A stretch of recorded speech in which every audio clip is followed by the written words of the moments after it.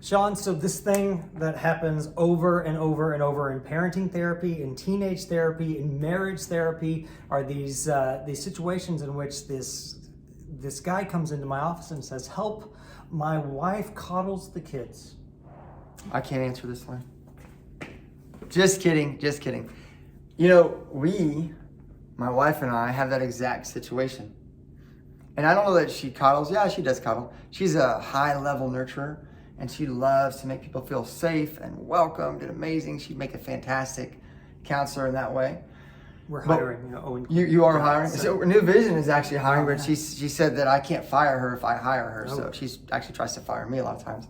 So one of the things I've found is decide who you want to raise. Have conversations around, like if you're raising a boy, do you want to raise a warrior? Do you want to raise somebody that leads into battle, going first and is willing to sacrifice? Do you want to raise somebody that is going to do the hard things in life to become an amazing person, to help others, to make the world a better place by their position? Or do you want to raise a son that's going to be in your basement playing video games? And I wish it was that clean in all the decisions, but I think if you start out deciding who it is you want to raise, and I use boys because it's just a natural thing of the differences, and I just would suggest, based upon that identity, will inform how you treat them. Now, do I think you should hold your kids, snuggle with your kids, sing them songs? Absolutely. I still sing my kids' songs. I love it. I love snuggling. I love that. But my son also has expectations upon him, because I'm not raising a boy, I'm raising a man. And although I love him living with me and I love him being there so much, I don't necessarily want him, if I did have a basement, to live in my basement, living off of what I do and not off of what he's created for his own life. And so the way you said coddling, you didn't say nurturing, you didn't say loving, you said coddling. And what coddling does is it creates this artificial barrier between the real world and the world that you create in your home. And then when they hit the space of the real world and you're kind of out of the way, well, then a lot of times these kids have been handicapped. And instead of succeeding because they've learned how to deal with pressure, with people criticizing them, with the hard issues in life, they crumble and they blow bubbles and they don't know what to do, because they've never owned who they are and realize that I can conquer, I can move forward. And look, this is just as much true for girls as it is for boys. Now, it may look different depending on your child. You know, we raise our boys and our girls very different. And even within that realm, their personalities are very different. And so you need to identify what your child needs and meet that need. Not just do what you think is right, but what does your kid need? Because they're all different.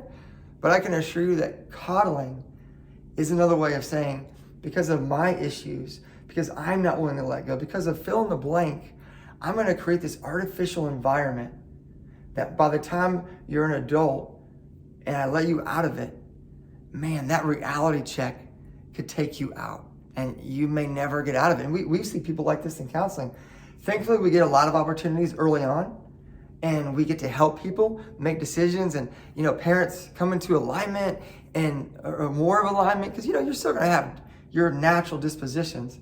I'll always be a proactive go-getter, and my wife will always bend towards nurturing, comforting, and I'll always bend towards challenging, which is great, because you know what the best is when we're both healthy and loving in that way towards their identity of what kind of kid that we feel like we're creating. And that's the best that we can do on our end. So what kind of person do you want to raise is one question to ask. A question that you might also ask is, when did you get here? At what part of the conversation did you come in? Because sometimes coddling is presented in a way of a dad stepping in, or the authoritarian stepping in, and then another parent stepping between and saying, "No, wait a minute, pull back, you're hitting them too hard." Now, if you're late to the conversation, well, you've just set yourself up to have someone in between you. So you need to be aware of what's going on. It's also an indicator that you have missed each other. If the two of you are on the same page, if we agree on the goals, we know what kind of person we want to raise, well, then there's going to be a little less splitting that's going on in there. So what kind of person do you want to raise? What time did you get here? And how on the same page are you? Do you trust your spouse? Do you trust their judgment? Do you trust the decisions, the discipline that they're giving? Every now and then, my son and his dad were fighting. That is, wow. That's a whole different, I feel like that is an video. Entire different, we need to take a video just for that. We'll do that next. We'll do that next video. But I would say, to go off the deciding who you want to raise, for our son, I'll just say we want to raise a champion. And so when we sign up for these volleyball competitive leagues and he's in volleyball, and I said, buddy, now if you don't practice, part of your deal is you pay us because you're reimbursing us for the thousands of dollars we've invested and time we've invested. And his mom had given him a pass because it was cold outside. I said, babe, do champions practice in the cold? Or do they only practice on perfect days? And really, as adults, we know life doesn't give you a lot of perfect days. I mean, it really doesn't. It gives you a lot of crazy days that you've got to figure out that you can, by your design of how you structure the way you think and the way you act, can create a better day, a great day. And then for our daughter, world changer. And they're very different people.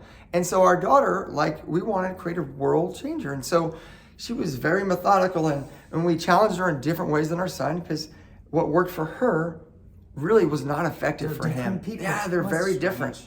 It's so strange. I mean, even within the genders, their personalities are different. And so it's not just, male, female, it's Berkeley and Hayden, that's my kids, and Everly Joy's on her way, and we'll see what the Lord wants to do with her. But just really start with prayer, discussing, and then that identity, and by the way, the identity needs to be something that's great, that's really good. It's never a negative that you want to create in your child. You always want to move up into something that's positive and encouraging, that can build them up, and that you're speaking life into them. Because you'll have a lot of days, if you're a parent, you know this, that it does not feel like life in your home. Or it may not feel like life between each other. If we can help with that, that's such a big topic. It's more than one session. Give us a call.